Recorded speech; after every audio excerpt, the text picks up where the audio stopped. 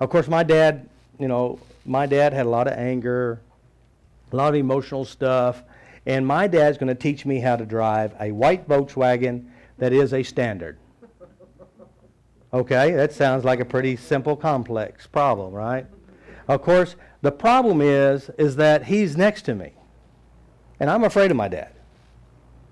And there's this one pedal that if you don't just let it out just right, it dies and bucks around. And over again. Then you've got to figure out how to operate this one pedal, and then you have to operate the other pedal, and then try to also operate the brake when you need to stop. I mean, that is so complex. I mean, you think about it. Just think about when you get in the car, operating the key the right way. You know, back in the old days, if you go like this and you hold it, you'll grind the starter down, or the flywheel. And you don't turn it this way, but even operating the key by itself is a skill. Operating the clutch and the gas. You realize that if you get in the car and you just go like this, it'll rev up. Now, if you put it in gear, you're going to hold on. Isn't that true?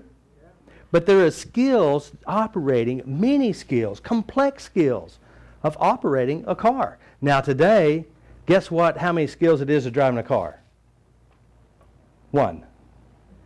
Do you realize that? There is just one skill. You go and you drive. You don't think about the lines. You don't think about the stop sign. You just look, you drive, and next thing you know, you're at work and you look back and you discover that you have missed your whole ride to work. Isn't that true?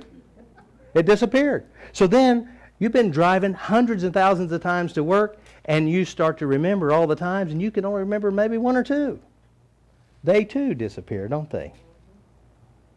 Now here's something interesting about ourselves.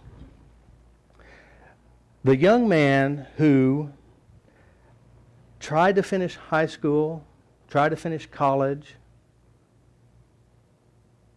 he had some wonderful experiences in his life. He had a father, basically a stepfather. He didn't know who his father is. He didn't really want kids. And he had this boy he didn't like. Of course, the stepfather would pick on him and say, "You're a loser. You'd never amount to anything." He would beat him. He would do all these things and just be mean to this little boy. And as this little boy grows up, you know, the stepdad calls him stupid. He humiliates him. He rejects him. He makes him stand out in the cold. He makes him do all the work and beats him up emotionally and mentally. Now, he doesn't really go back to his past. He doesn't go back looking and asking, you know, or even rehearsing the stuff back there, because what would happen if he went back? It would hurt, wouldn't it? He would refeel all this stuff again, so he pushes all this stuff way back here in the back. He doesn't understand why every time he gets close to something, he quits. He doesn't know why. It's some kind of sabotaging behavior inside of himself. He doesn't know how to change it. He doesn't know how to fix it. All he knows, it happens over and over again. Just like somebody else who's been to the seminar, she says, "Well, I screw up everything. Everything. I always screw up something. I'm screwing up. It doesn't matter what it is, I screw it up." And you look at her life. Look as she's growing up. She never amounted to anything. She was the dumbest one, and they picked on her, they humiliated her, they beat her, they rejected her, and they abandoned her. And the brothers picked on her, and they said, "See, she'll never amount to anything." Here she made B's, and they said, "Well, you're just too dumb to go to college." B's in high school, B's in college, you're too dumb to graduate. And guess what she didn't do? She didn't graduate because she believed the lies. And now guess what? Every time she tries, guess what she doesn't do? But you know what? She's very successful at not finishing. She successfully not finished everything. So is she broken? Is the saboteur working within her? Or is the saboteur hula dancing lessons? You know what hula dancing lessons are, don't you? Any hula dancers in here? Hula dancers, raise your hand. There's one. There's a couple of them. 3 of them. And you know why they're hula dancers? Because hula dancers took lessons. Hula dancers hung around people who knew how to hula dance. Hula dancers practiced. Now, if you went to hula dancing grade school, high school, college, your mom's a hula dancer, your friends are hula dancers, guess what you would be? Hula dancers. Isn't that right? So the reason why they successfully didn't finish is because they went to the wrong school. The saboteur within is doing something for you to keep you safe, to keep you familiar with what you know is safe for you. Doesn't that sound bizarre? But here's the problem. How do you get rid of it? How do you change it? Isn't that right? You know, you try it over and over again, over and over again, over and over again, and you keep falling on your face successfully each time.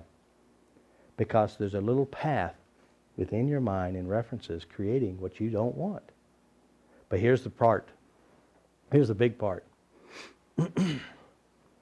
You say you don't want it, but you won't go there to let it go.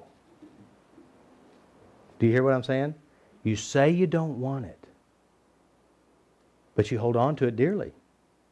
You say you don't want it, but you rehearse it and play it over and over again. How do you heal the saboteur within? How do you make friends with it? Isn't that interesting? What I had mentioned that in order to drive a car, you have driving lessons. In order to play golf well, you must practice and also have some kind of lessons, right? So, the saboteur within, what is it? What do you think it is? It's thoughts, belief mechanisms. What is? Defense mechanisms. What else? Ourself? Yeah. The saboteur within are merely how-to programs. It's a program installed from your past.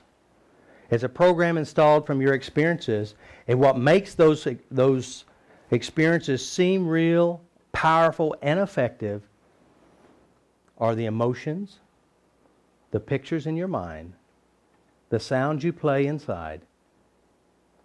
That's what it is. It's internal process. All right, does that make sense? What is the saboteur within? It's the memories. It's the experiences. It's the references that you hold within you. Now, I said, and this is what I do on a daily basis. Now, I change people's lives every day. Now, basically, it's not really me. It's basically my skill. Because you can do it too. Anybody can do it. It's simple when you understand how we do what we do inside. Okay, so when somebody comes in and they have this horrible, horrible problem, such as the fear of snakes, the fear of heights, they have a traumatic experience that happened to them at 10 years old, they have golfing problems, whatever it is. Inside of us, we internalize and we create and we manifest and produce whatever you currently have in your life successfully based on what is internalized. So, if we say inside of us there's a saboteur, what is it? First of all, it is experiences. So inside of us, the experiences produce a product, and this product and the experiences are what creating what you currently believe in your life. Of course, these experiences also have its roots, which are emotions, or pictures, images, sounds, and from all this one experience, you begin to attract and perform. So let's say, for example, you learn how to drive for the first time, and from this driving experience, you accumulate this how-to, and then from this experience, you're going to add another experience, and another experience, then all of a sudden, you're going to jump out in the car, and you're going to drive somewhere, and automatically, unconsciously, naturally, without even thinking, while you're eating your sandwich and talking on the phone, you still get there without ever trying. Isn't that true? Okay,